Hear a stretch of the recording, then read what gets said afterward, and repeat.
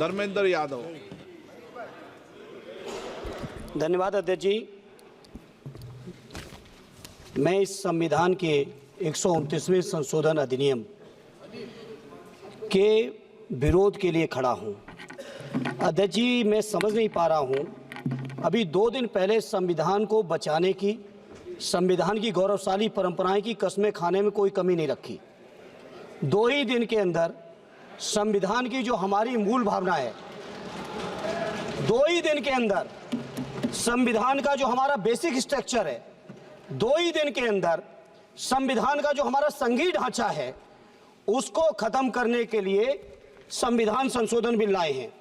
मैं मनीष तिवारी जी से सहमत हूं और अपनी पार्टी और अपने नेता आदरणीय अखिलेश यादव जी की ओर से कहना चाहता हूं, ये बिल पूरे देश के जो अलग अलग भेष, भाषाएं, संस्कृति, क्षेत्र की जो मान्यताएं हैं, जो हमारे संविधान निर्माताओं ने बहुत सोच विचार के मंथन अध्ययन करके ये संघीय ढांचा तैयार किया था, राज्यों का गठन भी किया था, संस्कृति के हिसाब से, क्षेत्र के हिसाब से, भाषा के हिसाब से, परिस्थितियों और समय के हिसाब से। मैं नहीं समझता अध्यक्ष जी, मुझे कहने में कोई संकोच नहीं, उस समय के हमारे संविधान निर्माताओं से विद्वान, बाबा साहब भीमराव अंबेडकर से ज्यादा विद्वान इस सदन में अभी कोई नहीं बैठा, मुझे कहने में संकोच नहीं है। और ये संविधान की मूल भावना को खत्म करके कैसे तानाशाही के रास्ते निकाले जाएं, इसके अलावा कोई काम ही नहीं बचा है। आखिर मनीष तिवारी जी ने कहा, कहीं एक विधानसभा के चुनाव अगर कोई अविश्वास आता है, अगर बहुमत नहीं मिलता है, तो क्या पूरे देश का चुनाव कराओगे? पूरे देश का चुनाव कराओगे? और ये लोग एक देश, एक संविधान, एक चुनाव की बात करते हैं। जो लोग 8 विधानसभाएं भी एक साथ नहीं करा पाते हो, मौसम देख के तारीखें बदलते हो, वो लोग बात करते हैं एक देश, एक चुनाव की।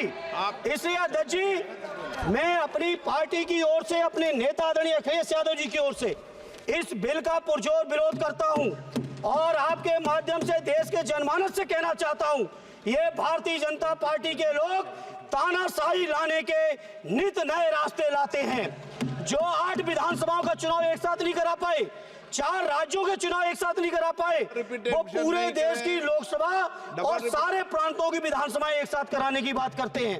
मैं पूछना चाहता हूं सरकार से, अगर एक प्रांत के अंदर सरकार गिरती है तो क्या पूरे देश की लोकसभा के चुनाव कराओगे?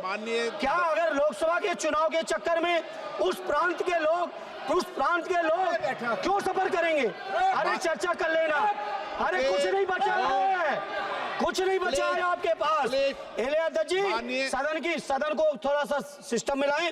अध्यक्ष जी, आपसे अनुरोध है, आपके माध्यम से सरकार से अनुरोध है, जनता ने बड़ी उम्मीदों के साथ हम सबको भेजा है और हम सब लोगों की जिम्मेदारी है, ये संविधान विरोधी, संघीय ढांचे विरोधी, बेसिक स्ट्रक्चर विरोधी, कई केसों की चर्चा की मनीष तिवारी जी ने, मैं उनके साथ जोड़ते हुए माननीय सर्वोच्च न्यायालय की भावनाओं के विरोधी, गरीब विरोधी, दलित विरोधी, पिछड़ा विरोधी, मुसलमान विरोधी, इस नीयत को वापस लो।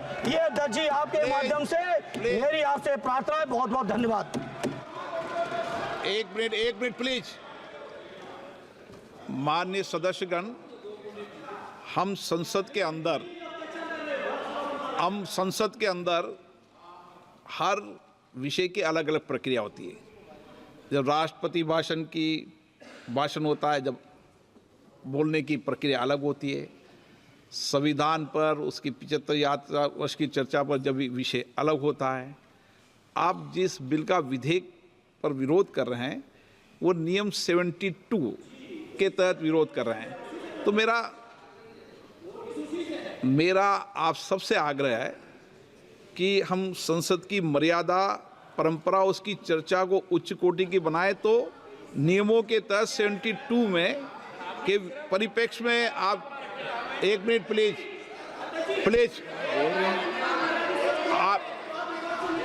आप प्लीज, एक मेरा ये आग्रह है, ऐसे नहीं बोलते बीच में, प्लीज बैठिए, ऐसे बीच में नहीं बोलते हैं। मैंने इसलिए आपसे कहा कि मैंने किसी को नहीं कहा कि मर्यादा बोली, मैंने कहा नियम 72 के तहत आप उस परिप्रेक्ष्य के अंदर बिल का विरोध करने का आपका अधिकार है, वह भी विधेयक की विधायी क्षमता लेजिस्लेटिव कॉम्पिटेंस के विषय पर। लेकिन विषय गंभीर है, इसलिए मैं सभी मान्य सदस्यों आगे बोल रहा हूँ, उस परिप्रेक्ष्य के अंदर वो अपनी बात को कहें, संविधान की मर्यादाओं के अनुरूप अपनी बात कहें। मैं सभी मान्य सदस्यों को पर्याप्त अवसर दूंगा, पर जब बिल पर डिटेल चर्चा होगी तब आप जो भाषा बोल रहे हैं वह बोलने का अधिकार रहेगा। ठीक है, सब सहमत इस बात से? आपको देंगे, आप दोनों में से तय कर लो कौन बोलेंगे। हाँ, कल्याण आप दोनों तय कर लो पहले। नोटिस है।